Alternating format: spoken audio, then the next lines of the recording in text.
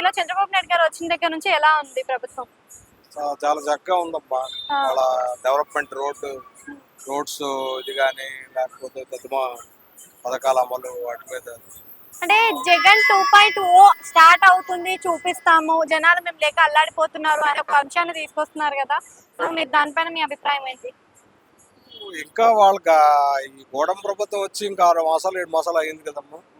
వాళ్ళని వాళ్ళ పాత ఆ పరిపాలనలోని లోటుపాట్లు 5 సంవత్సరాలు వాడు పాలించిన దీన్ని చెత్తగా చేసేసి స్టేట్ను ఇచ్చేసాడు, అప్పుల పాలు చేసేసాడు. దాన్ని మరి వాళ్ళు సరిదిద్దుకోవాలంటే ఇంకా టైం పడుతుంది. అంటే సూపర్ 6 అని అంటున్నారు కదా, సూపర్ 6 ఏ విధంగా ఉంటది అంటారు? మరి ఇస్తే ఎలా ఉంటది సూపర్ 6 అంటే కొన్ని మరి వాళ్ళ యాక్చువల్గా జనాకర్షణ పథకాలు ఉండకూడదు, కానీ అవి మరి ప్రస్తుతం ఉన్న దీనిలోని సోషల్ సెక్యూరిటీ మెజర్లోని పెన్షన్స్ అయితేనేమి అది ఖచ్చితంగా ఉండాలి. కొన్ని పథకాల్లోని బాగానే ఉంది.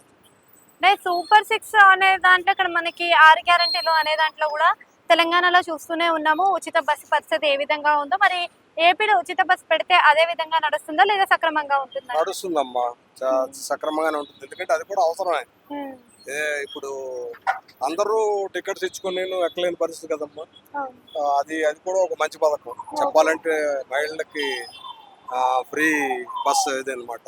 వాలంటీర్ల సిస్టమ్ అనేది తీసేయడం అనేది ఏ విధంగా? ఏదమ్మా వాలంటీర్ల సిస్టమ్ అనేది మీకు తీసేయడం అనేది కరెక్టే అంటారా? ఏ సిస్టమ్? వాలంటీర్ల సిస్టమ్ వాలంటీర్ అది కరెక్ట్ కాదమ్మా, తీసేయకూడదు. ఎందుకంటే వాళ్ళని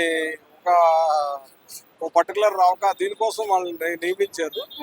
వాళ్ళని రెగ్యులరైజ్ చేసి మరో దానికి గవర్నమెంట్లో మరొక దీనికి ఏమన్నా వాళ్ళని అకామిడేట్ చేసుకోవడం మంచిది.